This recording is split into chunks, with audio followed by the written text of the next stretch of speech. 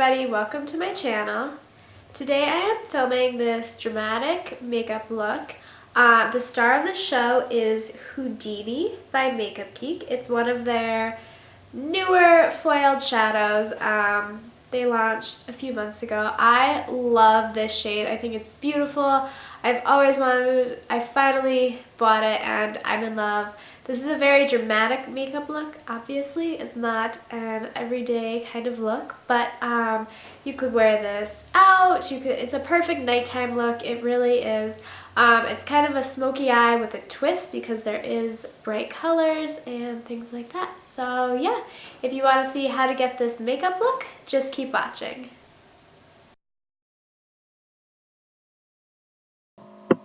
Hello everybody! So the first thing that you're going to want to do is prime your eyes. I'm just using something from Maybelline. I know it's the color purple, but it really doesn't show once you put all your eyeshadows on, so it doesn't really make much of a difference which one you use. So I'm just kind of patting that onto my eyes. It really is kind of a cream consistency, so when it dries it really helps the eyeshadow stick to it. So I'm starting with Makeup Geek Beaches and Cream as my transition shade in my crease. So I'm just using a big fluffy brush to put that in the crease in back and forth motions. So I'm not really being particular where it goes, I'm using a big brush. So then I'm going into my Morphe palette. And this is kind of hard because I can't tell you what the shade is called, but I point to it, so hopefully that helps you. So I'm using that same brush, and I'm going to do basically the same thing that I did with Beaches and Cream. I'm going to put that in my crease. No particular place. Pretty messy.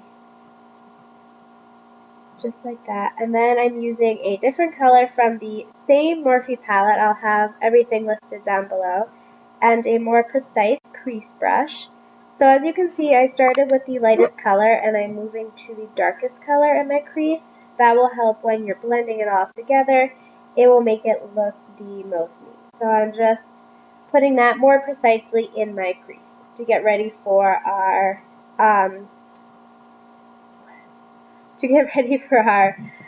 color that we're using on our lid. Sorry about that. So now I'm moving to Makeup Geek Cocoa Bear. This is the last color that I'll be using in my crease.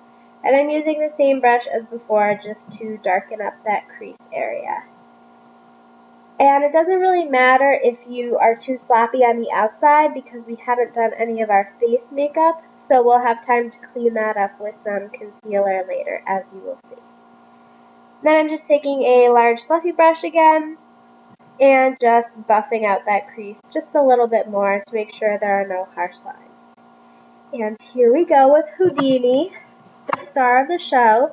I'm using a stiffer brush. It's actually a concealer brush, but it works really well for this to kind of pick up the pigment and place it on the lid. You don't really want to swipe it on like you were in the crease. It kind of looks like I'm swiping here, but really what I'm doing is I'm pressing the pigment into my lid. These Makeup Geek shadows are nice because they really don't have a lot of fallout, so even if you did do your foundation first, it wouldn't really be a problem because there is no fallout usually. I can usually just put the pigment on my lid and then I'm good to go. So it's a gorgeous green-blue color, as you can see. Don't take it too far into your crease. That will just make it look messy, and you don't want any of that blue sparkly color to be in your crease. So then I'm going back to Cocoa Bear and the same brush that I was using before. And I'm just kind of warming up that crease a little bit more, blending the two colors together. And then I go back once more with Houdini to make sure that I didn't lose any of the pigment. And I take this time a little bit higher just to make sure that the two colors blend together. And then I'm just buffing again. No color on this brush.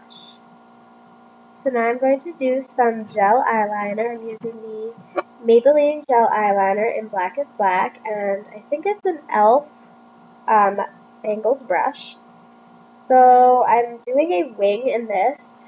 I hate doing eyeliner on camera. I feel like I always mess it up, and then I actually end up just doing all of my eyeliner off camera because it's a lot less pressure and I can actually do it then. So I did a little bit here and then I kind of gave up. And I also put on some Glamour Wispies from Ardell, some fake eyelashes. So here I'm just priming my face with the smoothing primer from Makeup Forever, the one I always use. The face is very important if you're going to do a dramatic eye look like this.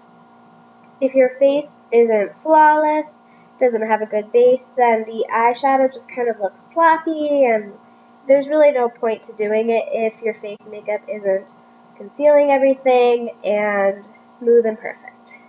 So here I'm going in with my foundation. I don't know what happened there. I'm using the L'Oreal True Match and a Real Techniques brush, which I have been loving lately. This brush is awesome. So I just kind of use it to buff the foundation into my face. As you can see, I'm kind of swirling it around. Later on, I actually end up going back with a beauty sponge and just kind of going over my whole face just to make sure I didn't miss any spots, but I didn't end up filming that. So I use this Real Techniques brush and then a beauty sponge. Here's my Maybelline concealer. Now this is the part where you want to clean up any of the eyeshadow that wasn't sharp in the corner there, just like that. So I kind of clean up the wing of my eyeliner. It's a really good way to kind of fix any mistakes. So even if you did mess up your winged liner, this is the time to go back and fix that. So I'm just making a triangle shape, and then I use a makeup sponge to a damp makeup sponge. Make sure it's pretty damp, and then I just kind of buff that all out. And there I am fixing that corner. As you can see, it looks much sharper now. Here's my Maybelline Fit Me powder. This is the one that I use under my eyes. I always have. I love this shade, and I love the brush that I use. I think it's called the e.l.f. Tapered brush. I don't know, something like that. But it's the perfect shape to get under your eyes, so I kind of press that in. And this is the Maybelline Fit Me Matte and Poreless, and I know I've said that I really don't like this, but I've actually been liking it lately. How I use it is it's a very small amount on the brush, and I just kind of buff it in with a large fluffy brush. So I'm not even using that much powder because I feel like it makes my face look cakey if I do, so I don't use a lot. And now I'm going in with a flat brush and Cocoa Bear, and I'm just lining the bottom of my eyes. You could choose to use any of the colors that you used in your crease. It doesn't really matter, but I like Cocoa Bear the most, and I think it pulls this look together very nicely. So then I go in with a pencil brush and buff that out. You can choose to put another color like Beaches and Cream on that. That might help it buff out a little bit better. But I had no product on the brush. I just kind of was buffing out that Cocoa Bear shade that I put down there. Now I'm highlighting my brow bone. I used Shimma Shimma from Makeup Geek. This is a great brow highlight color. I love it. It has a little bit of shimmer, but it works with a look like this that's so dramatic. And I also highlight the inner corners of my eyes and my smile. And here I am bronzing and slash contouring. I'm using the the Too Faced Chocolate Soleil bronzer, I believe in Milk Chocolate. So I'm not really contouring here too precisely. I just kind of use a brush and then go back and buff it out to make sure that there are no harsh lines and it all looks blended together with the rest of my face. Now I'm going in with blush. I think this is Makeup Geek's Spellbound blush. And I kind of pat that on the apples of my cheeks. And then, like I do after every step, I go back with the large fluffy brush and I blend it all together.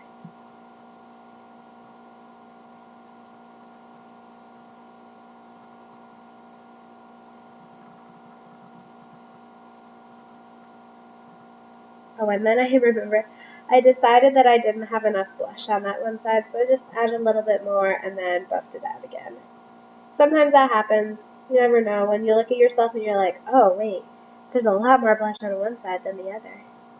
And that's Champagne Pop from Becca Cosmetics. And I use a small e.l.f. brush, and I kind of put that on the high points of my cheekbones there just to highlight them.